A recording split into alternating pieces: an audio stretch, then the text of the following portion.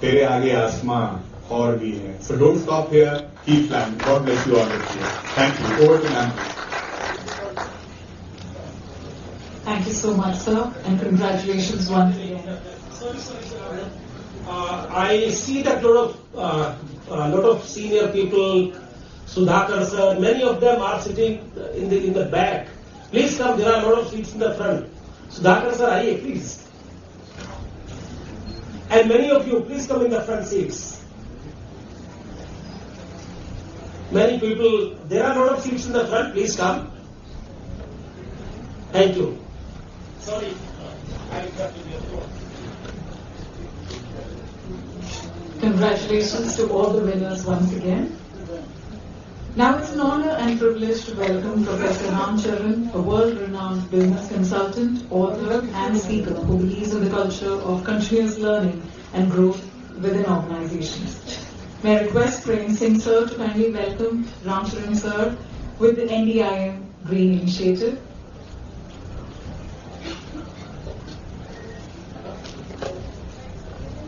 Yeah, sure.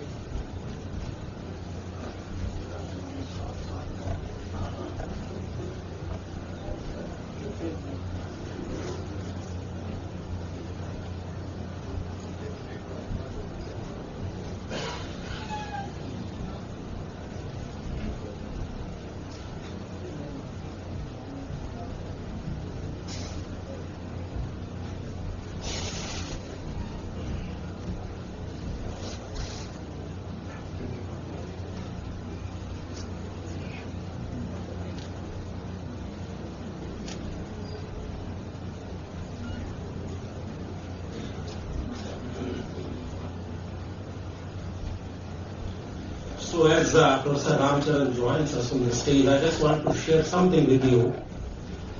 You see, that talks hugely about his commitment to the youth of the country and particularly for the HR profession in India. You know, it was just about 3 weeks ago and all of you know how busy he is. You know, there is a saying that he lives out of the suitcase. He actually travels all the time, 24 hours are not adequate for him. There are so many demands on his time. So it was just 3 weeks back that I called him up. Sir, this is the function we have and we would be grateful if you could kindly make it in person this time because it's happening in Delhi and you travel to Delhi. And guess what? Within 3 hours, I had a response from him. Yes, I will make it. Then I thought, yeah, let's give a big round of applause. 1 week back, I sent him a message. Sir, just a gentle reminder because I know he's so busy. Just a gentle reminder, hope to see you in Delhi. Immediately he sends a response. Yes, it will be an honor. I'll be there. Then, you know, many a times when you get such quick positive responses, many a times you start feeling, is everything okay? So then yesterday again I sent him a message, sir, the event is tomorrow, looking forward to seeing you. Hello Dev. So immediately he sends a message, yes, it will be a pleasure, I'll be there. And here he is. A big round of applause for Professor Ram Charan. Sir, thank you so much. We are indeed grateful to you. Thank you. Thank you very much, Dr. Bansal. Thanks. Masala, our industrialists, because I learned from them. I learned from you. No idea about language. And my mission is learning, so I learned two things today, right here. Language, correct? Yes. Because language separates us on the planet from anything else. That's what it is. And then in great news, 97% placement. I love that. Continue. I will be talking for about 10 minutes, and then I request you to ask questions of any kind. So at the age of 86, I said, what should I be sharing with you? So I crystallized some, what I would call, nearly universal principles. They come from my observations. I've been very, very lucky coming from shoe shop to be able to work, meet people across the globe, working for billionaires, and also working for people whose total revenues are only $4 million. So you learn a lot if you want to learn a lot. So I thought I'd describe to you what those near universal principles, and they relate to HR. So it's not some kind of a philosophical concrete. The first one, and the most important, is when an individual, his or her talent, fits the job this person is doing. You don't need outside motivation. But investing. We have the practical people. It's in academics too. You love this what you were doing, isn't it? You saw the enthusiasm, you saw the dedication. I have been very lucky on that all my life. HR. Should that be a part of your work? To fit somebody's talent, experience, and aspirations with the right job. If you do that, not just, you don't need any incentive. When somebody has in their situation, what happens to that person's growth? Isn't it? The growth. It happens. So here in HR, you have all heard before, so-and-so is an HR business partner. Can I say that? So those people can really help in executing this universal principle. Can I say that? They have to stand up to the operating people when this is not happening. Because if you have the wrong person in the job, operating people don't benefit either. They will not perform. And so we say, are we training in our institute our HR students how to do that? Is it trainable? I believe so. I really believe so. It's trainable. Just like the athletes practice. I think we can practice that. So I'm privy to some of those very private kind of conversations. So one day, as you have heard, You know, I did a lot of work with Jack Welch. I had a lot of meetings with him and his HR person, Bill Manager. I saw them debating, this person, you're going to put him, is going to be a mismatch. And they're debating. In my case, I was involved. And I'm absolutely reporting to you because of my relationship with him. And I said, Jeff, you're dead wrong. But that got heard. Changing mind. Do you have the courage to get facts laid out? Show your expertise. Is this the right fit for this person? Should we restructure the job in some ways to get a better fit? Am I making sense to you? It's not AI. You can use it. It's not AI. People will not wait to get out of bed because there is no better motivation than success. So I'm going to move to the other ones. Am I clear on that part? Maybe all practice can be trained. I ask people in the audience when I'm teaching, I said, tell me in your company what percentage of people are in their own jobs. Want to take a guess?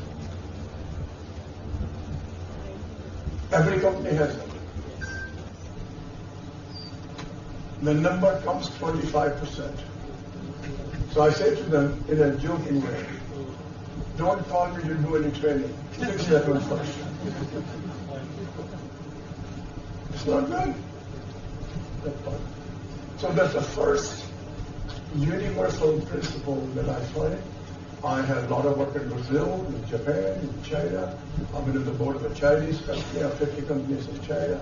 I see all that. And that principle is culture learning. How you do it is a cultural issue. But the principle is cultural. Let me take you to the second item.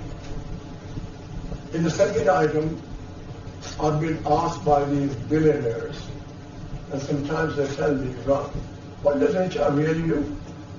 Think about the question. You know what that means? Frustration. This is the real quote. Isn't it? What does HR really do? Now, of course, they know, but they're saying they don't do well. That's their own way.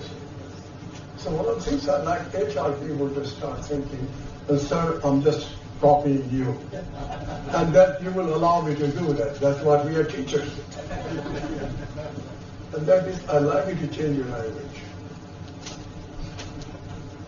I'd like you to think about it. HR mission is to make others productive and make them grow. Let me repeat.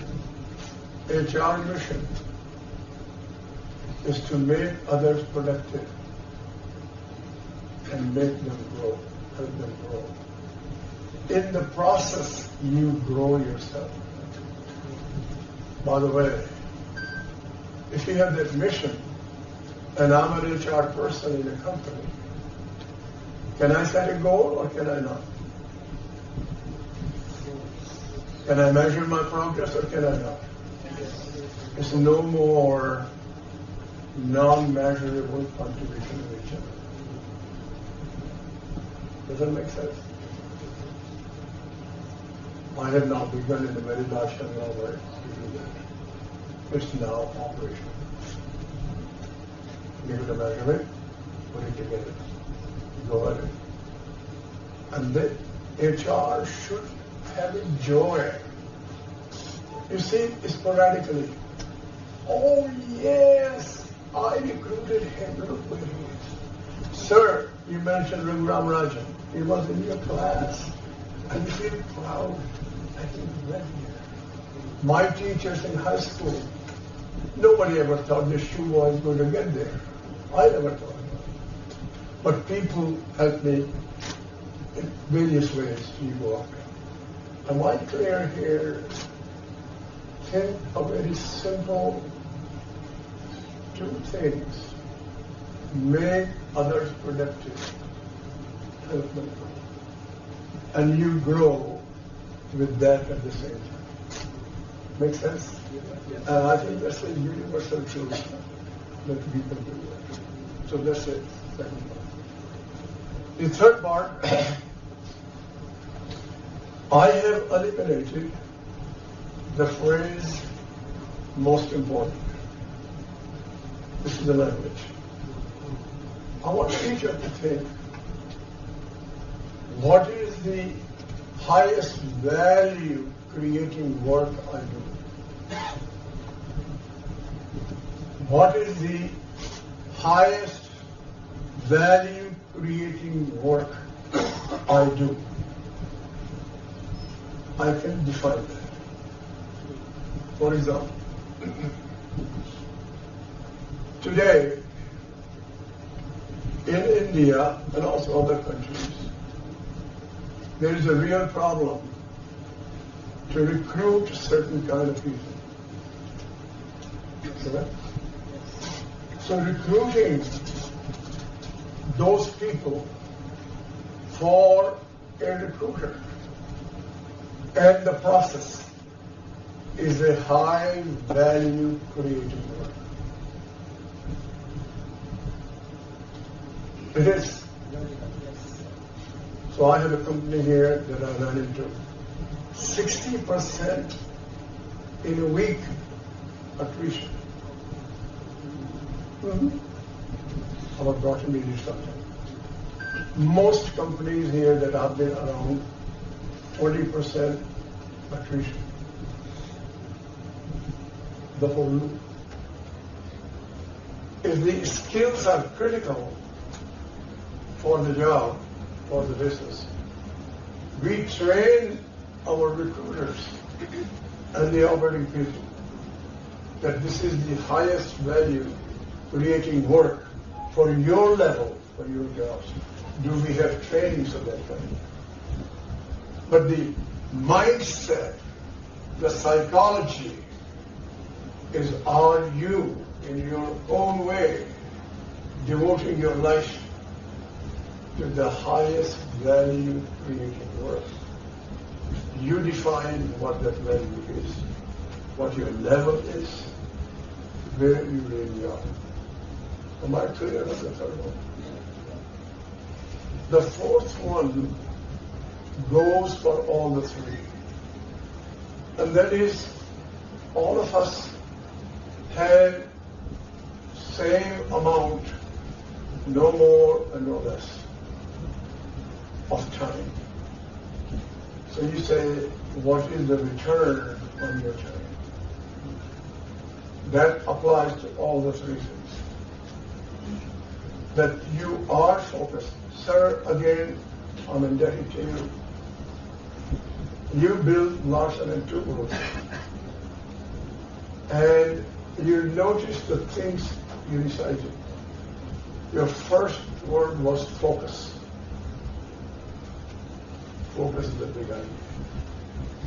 So I only have 24 hours. And I don't believe that I can survive on 4 hours sleep. I want the normal sleep.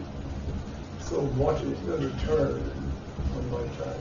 If you don't calculate that, your joy will tell you, I am loving it, I'm doing it, go at it. Makes sense, you guys? You are the captain of your time. Are you going to make some decisions?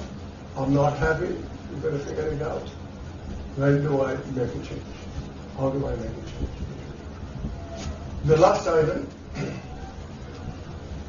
is the one that I find very disappointing.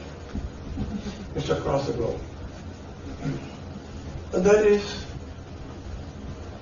one of these very celebrated people said that my learning began after graduation. So I checked that. They come graduates they've been in the job 5, 10 years. But the learning outside the job is very inadequate. And I put that politely. Why? You all know how fast the world is changing. So I checked.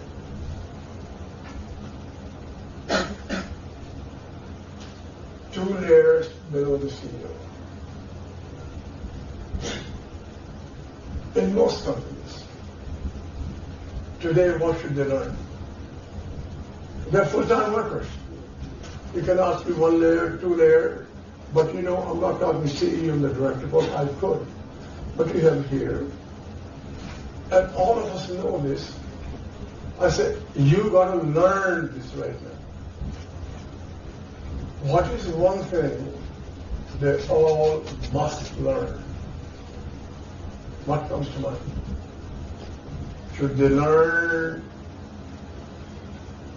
how to use AI?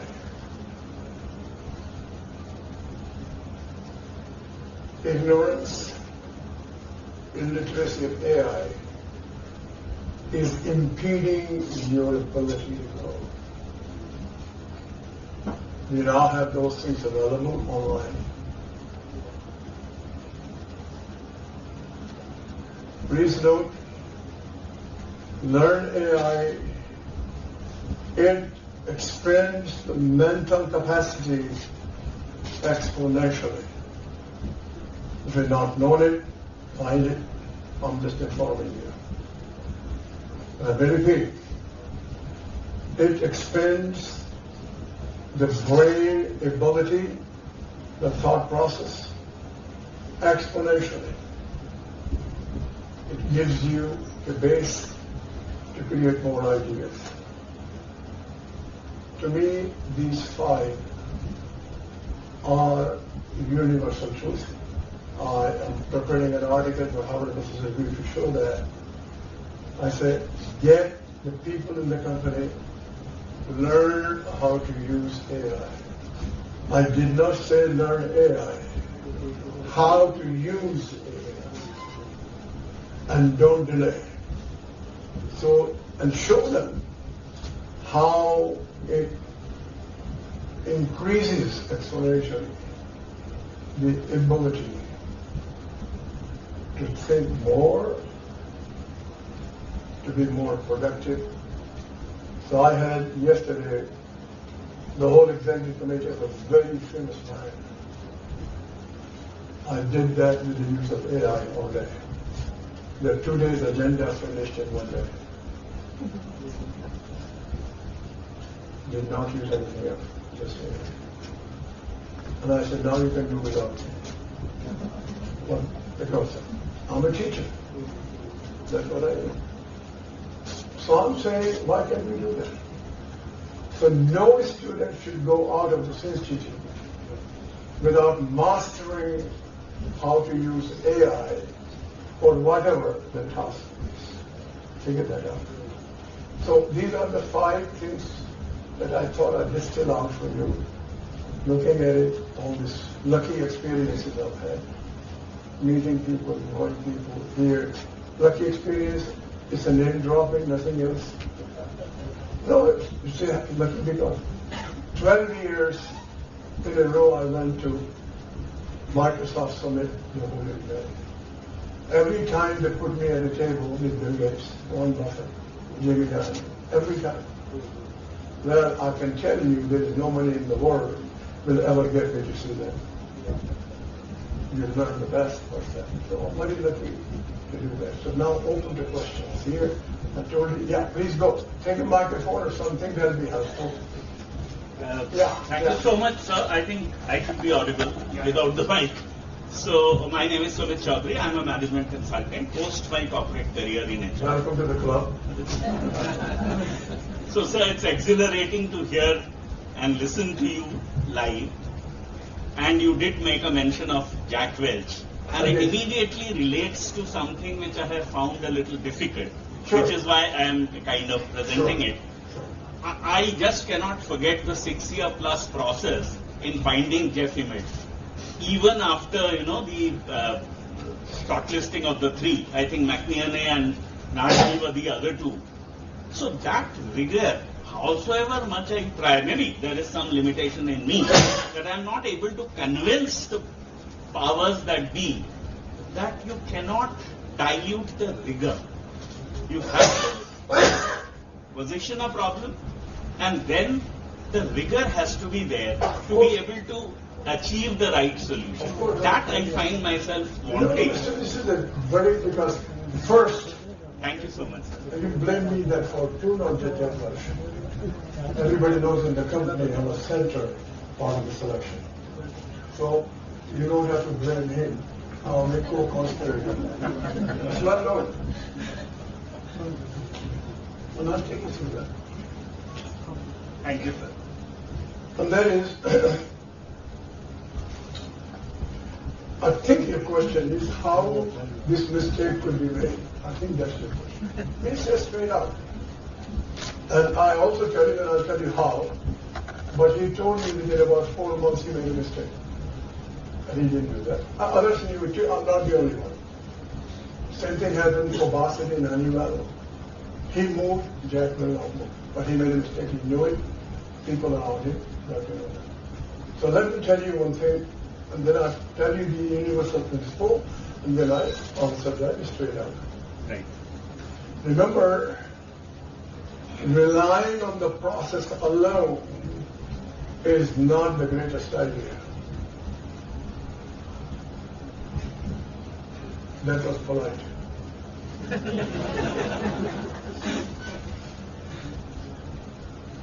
You look at the outcomes of the process.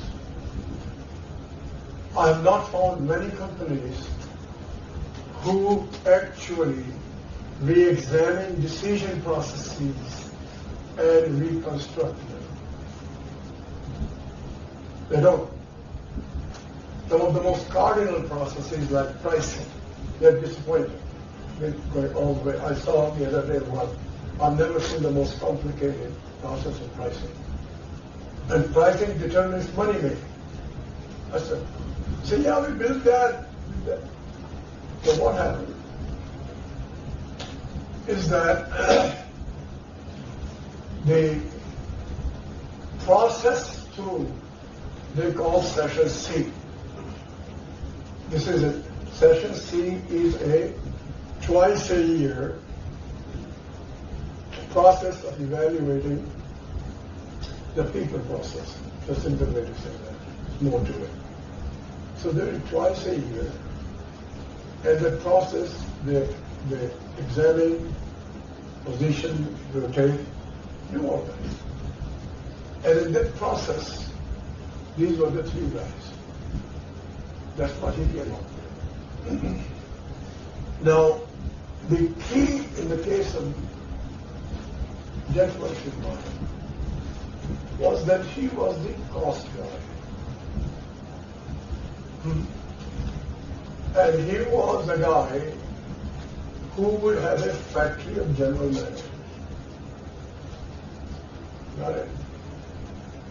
He wanted opposite kind of a guy who will be marketing and selling. Of the three guys, he was good. He was rotating and so on. And he is very good. A conglomerate requires financial selling. Everybody got it? Then more than 50% of GE became GE Capital. GE Capital is a totally different animal, different skills. You, unless you were in GE, you will never know this. It's public, but people just don't know it. The chief executive of GE Capital came from the job of a controller in the industrial supply division of GE. And you are competing with the sharks of the Wall Street.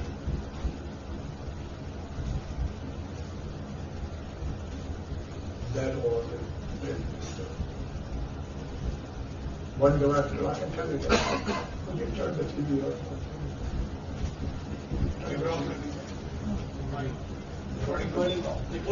I'll tell you that. I'm on board. I'm going to the board 12 years. One director tried to correct it, to change the name, never happened. GK.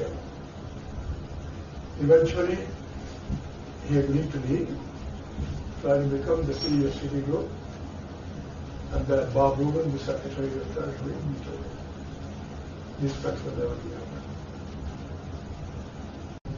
Well, that's what life goes on, and you're going to have that, you're going to miss some. Thank you very much. May I request Praising Sir to kindly present the Green Initiative to Professor Ramcharan Sir, as well as Chairman Sir to kindly join to present the shawl and a memento as a token of our gratitude and appreciation.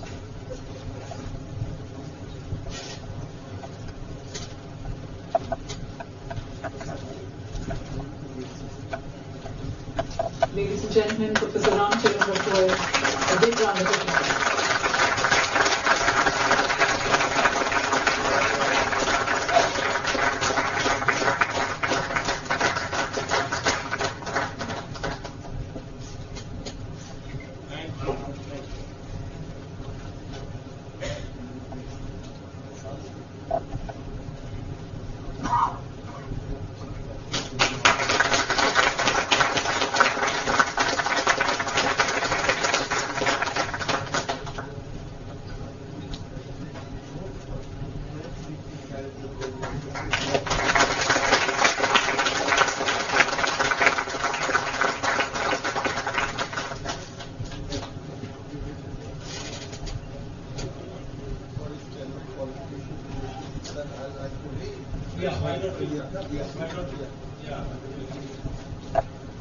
This is presented with deep gratitude to Professor Ramcharan for his stellar contribution to nation building. As I told you, we strive only for nation building. For his stellar contribution to nation building through leadership development, talent shaping, and business transformation. Globally, over 4 decades, and dedicatedly striving for Viksit Bharat 2047.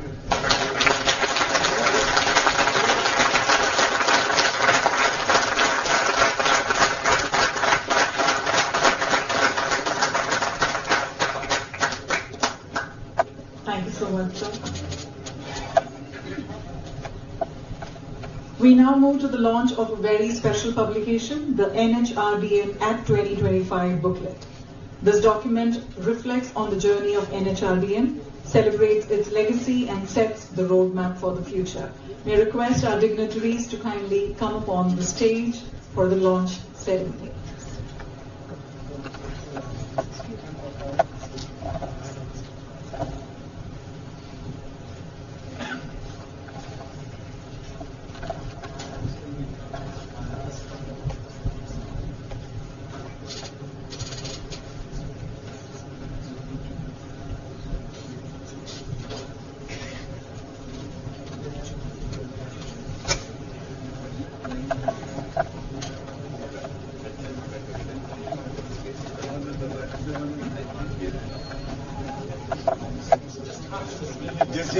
Just give us some. I request the audience to kindly rise as Professor Ramcharan exits the auditorium, and please give him a big round of applause.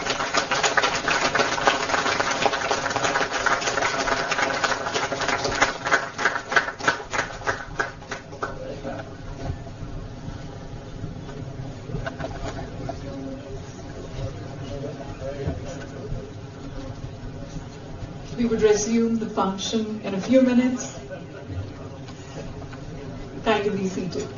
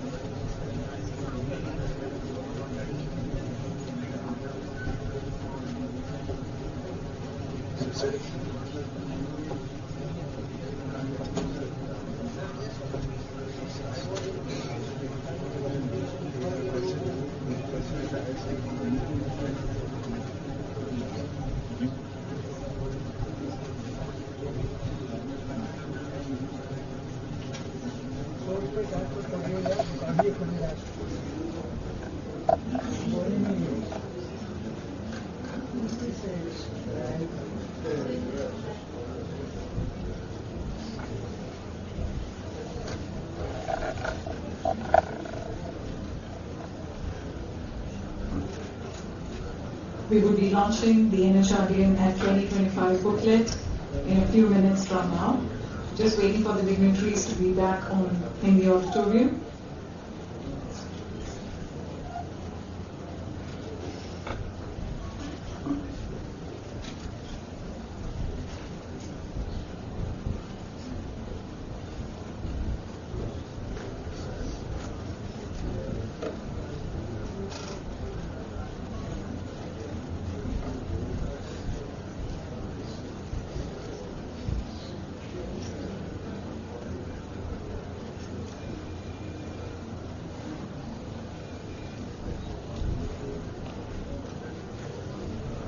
I extend a heartfelt thanks to all the guests who gathered here this evening to make this occasion wondrous and memorable for each one of us.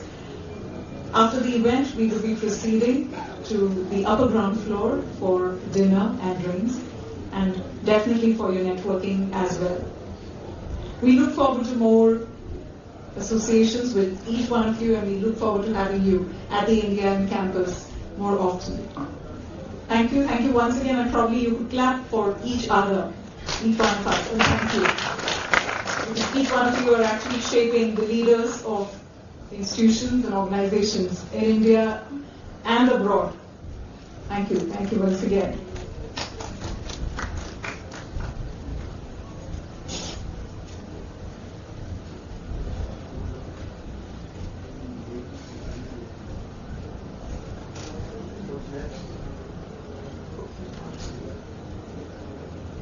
So we have the booklet launch.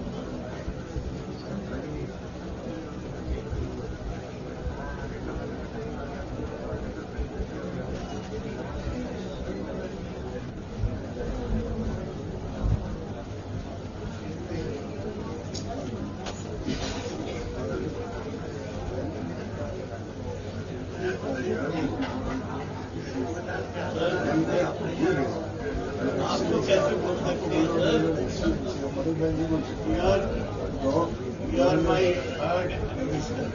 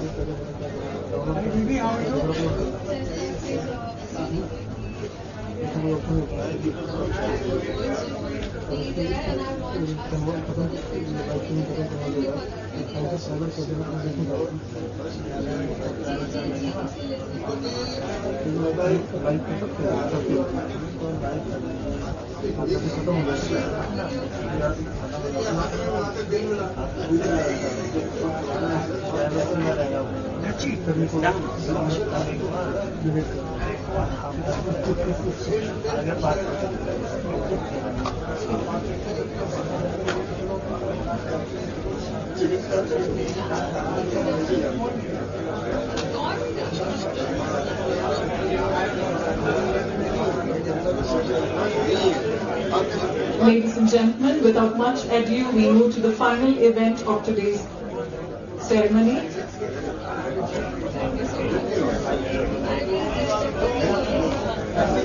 Yes, Dr.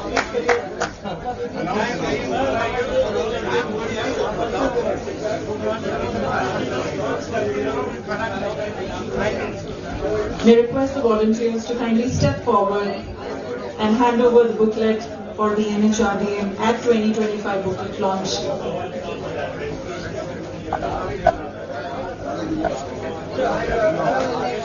Okay, so friends, just half a minute of your time. Can I see the book? Friends, this book, you see, Akhil sir, we need you on the stage. Stephen and many other senior HR leaders. See, why this book of 2025? National HRD Network, Rajan sir. National HRD Network has been through a long journey. And 2025, Deepak sir, 2025 is a momentous occasion. So we thought of putting together the entire journey of last 40 years plus. So you will have the experiences, the moments, the key milestones that NHRDN has gone through. That's the book we are releasing today called NHRDN at 2025. I will request Dr. T. Viral to do the honors.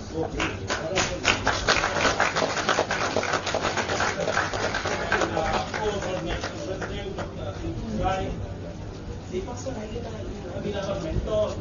Come on, aye. Renu, please come. The Delhi chapter representative, come on. Woman power. Simin, you also please join us. Rajan sir, you have been our mentor. That is given in Delhi chapter. Aye, madam, please come. And I think we should also have the family of Dr. Lake Udapari. Aye, madam, please come.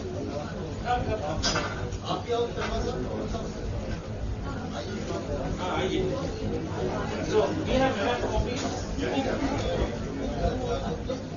So let's open it now, friends. This is your book. This is your moment. There you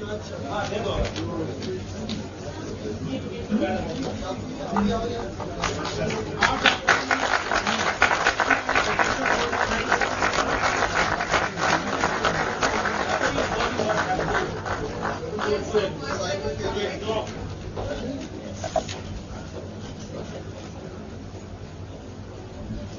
Dave, come. Dave, come. Come, Dave.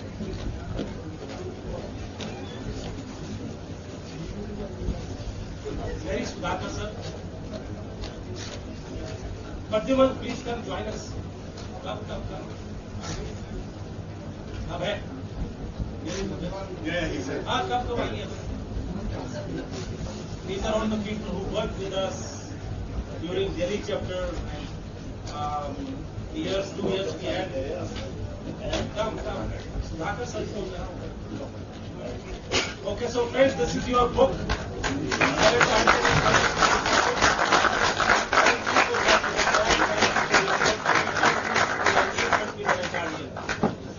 Now I think we should have a quick message from Dr. T. Viral. Sir, your quick message and then we will go on with the ceremony. आइए sir sir आपने खोला नहीं क्या और दो नहीं doctor T V